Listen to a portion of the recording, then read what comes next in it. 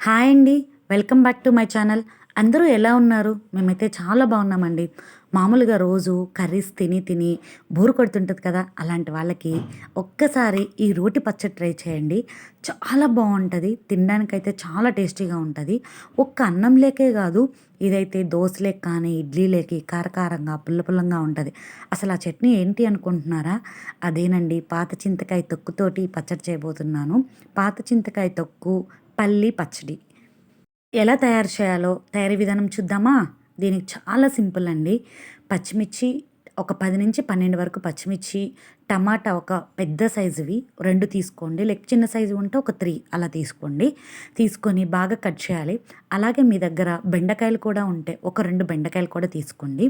తీసుకొని పల్లీలను వేయించుకొని పక్కన పెట్టుకోండి. అది మీ ఆప్షనల్. నూనెైనా వేసి వేయించుకోవచ్చు. లేదు అంటే నార్మల్‌గా అయినా కూడా వేసి వేయించుకోవచ్చు. నేను నూనెలో వేయించుతున్నాను పల్లీలు. పల్లీలు వేయించి ఒక ప్లేట్‌లోకి తీసుకున్నాను. ఆ తర్వాత అదే నూనెలో పచ్చిమిర్చి, టమాటా, ఆ 2 బెండకాయలు కట్ చేసి వేసి, ఇలాగా కొంచెం మూత పెట్టించి బాగా ఉడకనివ్వాలండి.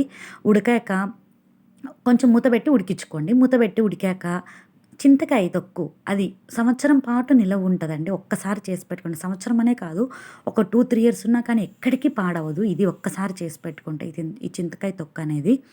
బయట పెట్టుకుంటే ఒక 1 ఇయర్ పైనే ఉంటదండి. కలర్ అయితే చేంజ్ అవ్వదు.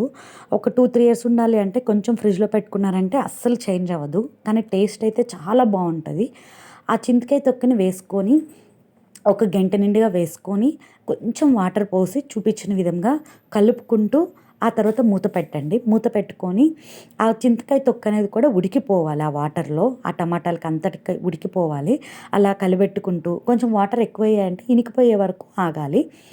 ఈ వాటర్ అన్నీ ఇనికిపోయి అడుగైతే మార్చకుండా సిమ్‌లో పెట్టుకొని ఆ వాటర్ అంతా ఇనికిపోయి బాగా అంటే ఐ మీన్ ఆ వాటర్ ఇనికిపోయాయంటే ఒక ముద్దలాగా వస్తుంది మీకే.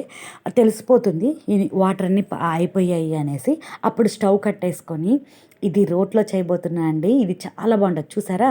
ఆపేసున్నాను నేను. సో, అడుగు అంటుకోకూడదు. సో, అడుగు అంటుకుంటుంది అంటే వాటర్ అన్నీ ఇనికిపోయాయని. స్టవ్ కట్టేసుకొని ఒకసారి కలుపుకొని దీన్నంతటిని రోలు దగ్గరికి తీసుకెళ్దాము. రోట్లో ఫస్టు పల్లీలు వేసుకొని కొంచెం కచ్చా పచ్చాగా దంచుకోవాలండి. చూడండి, చూపించిన విధంగా పల్లీలు వేసుకొని రోకలతోటి కొంచెం కచ్చా పచ్చాగా దంచుకోవాలి. ఆ దంచుకున్నాక అంటే మరీ ఎక్కువ మెత్తగా దంచేసారనుకోండి, ఆ పల్లీల టేస్ట్ అనేది మీకు తగలదు. సో, అందుకోసమని కచ్చా పచ్చాగా దంచుకోండి. ఆ తర్వాత చింతకాయ తొక్కుని మనం ఉడకపెట్టుకున్నాం కదా! దాన్నంతటిని ఆ రోట్లో వేసి బాగా దంచుకోవాలి. మరీ మెత్తగా దంచేయకండి. మెత్తగా దంచేస్తే మీకు ఆ టేస్ట్ అనేది తెలియదు. మెత్తగా కాకుండా కొంచెం బరకగా దంచాలి.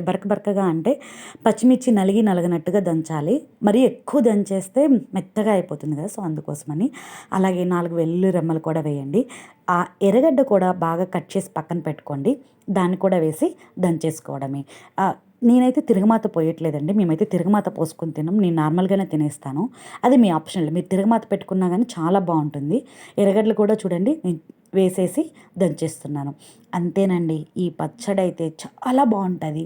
ఒక్కసారి మీకు చింతకాయ తొక్కు గాని దొరికితే ట్రై చేసి ఎలా వచ్చిందో నాతో కామెంట్ సెక్షన్‌లో షేర్ చేయండి. మరిన్ని వీడియోస్ కోసం లైక్ చేసి, సబ్స్క్రైబ్ చేసుకొని మీ ఫ్రెండ్స్‌కి కూడా నా వీడియోని షేర్ చేయండి.